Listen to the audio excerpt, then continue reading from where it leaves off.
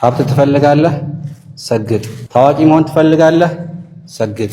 የትሬንድ ሪፖርት ማቅረቢያ ሆነዋል። ሰግድ ፈምስ።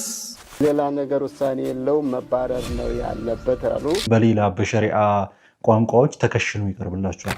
አውጥተናል ብለው እኔን አድማ ባልማ ነው ያወጡት። ላወጡኝም ሰዎች ሂዳያ አላህ ይስጣቸው፣ ሂዳያ አላህ ይስጣቸው።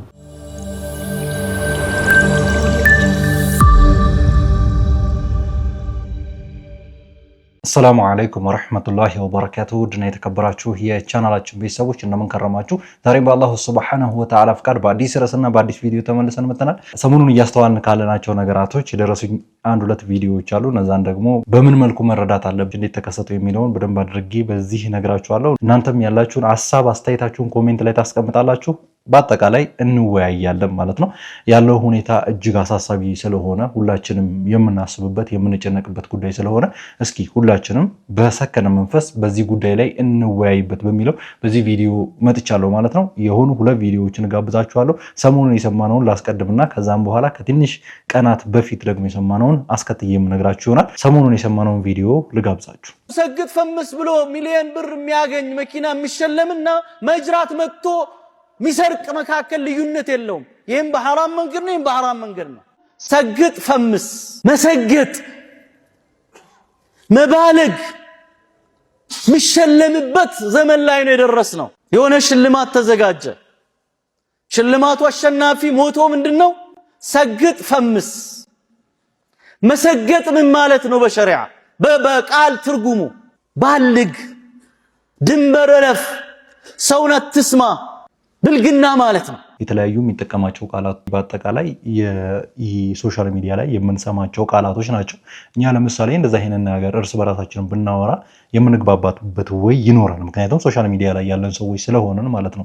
ነገር ግን እሱ የተከበረው ኹጥባ ሚንበር ላይ ነው ይሄንን አጀንዳ እያወራ ያለው። አንድ የሌላ ሃይማኖት ተከታይ ዝም ብሎ ቲክቶክ ላይ ያወራው ነገር ነው። ከዛም በኋላ የሆነ እንደዚህ ይሄ ደግሞ በየአካባቢው የሚመጣ ነገር ነውና ይሄ መጀመሪያ አይደለም። በነገራችን ላይ ኹጥባዎቻችን በአጠቃላይ የትሬንድ ሪፖርት ማቅረቢያ ሆነዋል። ትሬንድ የሆኑ ነገራቶች በአጋጣሚ የኔ አያት እዛ ኹጥባ ላይ ቢታደም ይሄንን ቃል ይሰማዋል ወይ የሚለው ነገር እንግዲህ ለእናንተ ልተውላችሁ። ይገባዋል ወይ ደግሞ ሌላ ጥያቄ ነው አይደለ?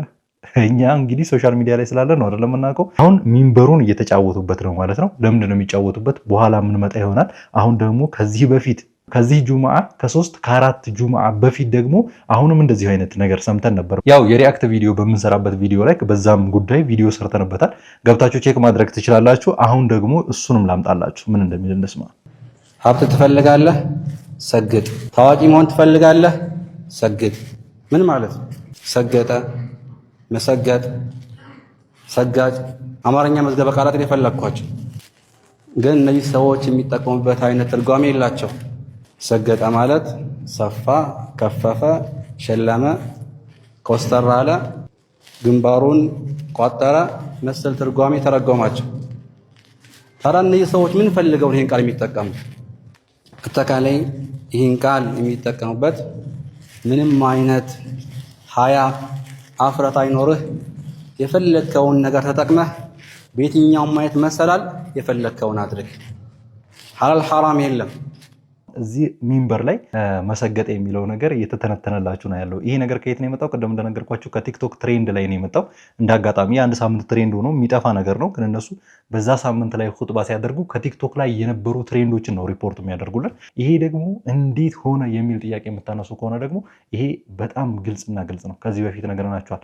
ብዙ ትላልቅ ዓሊሞች ላይ ከ40 ከ30 ዓመት በላይ ዒልምን የተማሩ ታላላቅ ሊቃውንቶች ላይ ዛሬም ነገም ስልካቸው ውስጥ ቲክቶክ ስክሮል ከማድረግ ይልቅ ኪታብ መሞጠል ላይ አተኩረው ሁሌም ኪታብ ላይ የሚያድሩ የሚያመሹ እዛው ዒልም ላይ ያሉ ዒልም የሚቀሩ ትልልቅ ዑለማዎች ነበሩ። ኢማሞቻችን የመስጂዶቻችን ኢማም ግን አሁን አይደሉም። እነዛ ወጥተው እነዚህ ወጣቶች ተተክተዋል።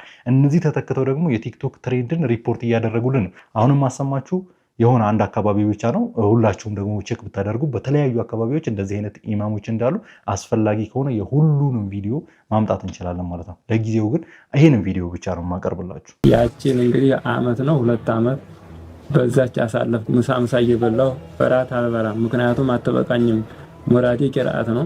አሻሪያ ማቱሪዲያ የሚባል ሃይማኖት የያዘ ሰው መምራት አይችልም አሉኝ። በአማርኛ እንደዛ አድርገው አይሆንም እናንተ ጋር አልኳቸው። ከዛ በኋላ ህዝቡን አሳመጹና ከአዲስ አበባ ሳይቀር ተወልዲያ ሳይቀር ተጎረና ሀታ ተአፋር ተወልዲያ ሳይቀር ሰዎችን አሳምጸው መስጂዱ አረጎ እንዲያሞሉና ወደ 11 ነጥብ ዝም ብሎ ጫኑብኝና በዛ ባድማ አውጥተናል ብለው እኔን አድማ ባድማ ነው ያወጡት። ከዛ ኑሯችን የምንመራው ካርዲ አዘራለሁ ያው በየሱቆቹ ያዘርኩኝ ነው። እንግዲህ መቼም ያው ሴቲቱም ዲያና ሰው ናት ስለሆነች ነው እንጂ ካርዲ ተሽጦ ቤተሰብ ማስተዳደር እንደማይቻል ሁሉም ያውቀዋል። አይ በቃ ይሄ መሞቻ ሃይማኖቴ ነው አልቀይርምና ስላለ ሌላ ነገር ውሳኔ የለውም መባረር ነው ያለበት አሉ። 4 ቀን ፖሊስ ጣቢያ ያው እንግዲህ እንደ ፖሊስ ጣቢያ ህግ የሚባለው ከ24 ሰዓት በኋላ ፖሊስ ማቆየት አይችልም። ግን 4 ቀን ታስረናል። ከሰኞ ጀምሮ ማክሰኞን፣ ሮብን፣ ሐሙስን፣ ጁማአ በፖሊስ ጣቢያ አዛዥነት ነው መፍታት አለባችሁ ምንም ችግር የለባቸውን ሰዎች አጣሩና ለቀቁ ብሎ ሲያስገድዳቸው ሲጻፍባቸው ነው ተለቀን ወደ ቤታችን የገባነውና ላወጡኝም ሰዎች ሂዳያ አላህ ይስጣቸው እኔም ደግሞ ነፍሴን የምችልበት ሀብት አላህ ይስጠኝ። ረሱል አለይሂ ሰላቱ ወሰላም ያሉት ምንድነው? ተበዳይ ሆነ በዳይ አትሆነ ብለዋል ረሱልና አለይሂ ሰላቱ ወሰላም ማለት ነው። እና አልহামዱሊላህ ተተበዳዮች ከሆንኩኝ እኔ አልহামዱሊላህ ረቢል ዓለሚን። እንግዲህ ይሄ ደሴ አካባቢ ያሉ ኢማሞች ናቸው። የኮምቦልቻ አካባቢ፣ አዲስ አበባ አካባቢ አሁን ሰሞኑን የሚሰማናቸው እነዚህ ታላላቅ ዑለማዎች ከመስጂድ ተፈናቅለው ነው የሚገኙት። እነዚህ ታላላቅ ዑለማዎች ተፈናቅለው ግን እነዚህ ወጣቶች ወጥተው እነዚህ ወጣቶች ኢማም ተደርገው ተሹመው ሚንበር ላይ ወጥተው ምን እያስተማሩ ነው ማለት ነው? የቲክቶክ ትሬንድ ነው እያስተማሩ ያሉት። ቲክቶክ ላይ ለአንድ ሳምንት ትሬንድ የሆነው ጁምዓ ላይ ይቀርብላቸዋል ማለት ነው። በሌላ በሸሪዓ ቋንቋዎች ተከሽኑ ይቀርብላቸዋል። ማለትም ለምሳሌ ሸርዓን ይህ አይቻልም፣ ቲክቶክ ላይ ያያችሁት ነገር እንትን ነው አይነት ነገር ይቀርብላቸዋል ማለት ነው። የኛ አባቶች ወይ አያቶቻችን ትልልቅ ሰዎች ይሄ ነገር ሲወራ ምንድናቸው ማለት ነው? በቃ ደርቀው ነው የሚቀሩት። ምክንያቱም አያውቁትም ቃላቱን። ለዚህ ተጠያቂ ደግሞ ማን ነው? እነዚህ ናቸው። አሁን ላይ በለውጡ ሪፎርም አድርገናል ብለው እነዚህን ኢማሞች ያፈናቀሉት ናቸው ተጠያቂ። እነዚህ ሰዎች በአደባባይ የሚያወሩት ምንድን ነው ማለት ነው? እኛ ማንንም አላፈናቀልንም ከፊት ያለው ያ ነው የሚያውቀው። ነገር ግን አሁን እንደሰማችሁት ሌሎቹን ወደ ገጠር ወደ ተለያዩ ቦታዎች ላይ ሄዳችሁ ሰምታችሁ ቢሆን አብዛኛው ኢማም ከመስጂዱ እንዲለቅ ተደርጓል። በተለያዩ ወጣቶች ግፊት ማለት ነው። እነዛ ወጣቶች ደግሞ ሰፖርት የሚያገኙት ወይ ደብዳቤ የሚጻፍላቸው ከማን ነው? ከነዚህ ሰዎች ነው ማለት ነው። ስለዚህ መስጂዶቹ ሙሉ ለሙሉ ፎርማቸውን እንዲያጡ ተደርገዋል ማለት ነው። ከዚህ በኋላ በሚኖሩ ቪዲዮዎች ደግሞ ኢንሻአላሁ ተዓላ ሌሎች ቪዲዮዎችን ይዘን እየመጣን ወደ እናንተ የምናደርስ ይሆናል። ይህን ቪዲዮ ተመልክታችሁ እንደጨረሳችሁ ለተቀሩት ሙስሊሞች ይደርሳል። ሼር ማድረግ አትዘንጉ። ባረከላሁ ፊኩም። ቀጣይ በሌላ ቪዲዮ እንመጣለን። አሰላሙ አለይኩም ወራህመቱላሂ ወበረካቱ።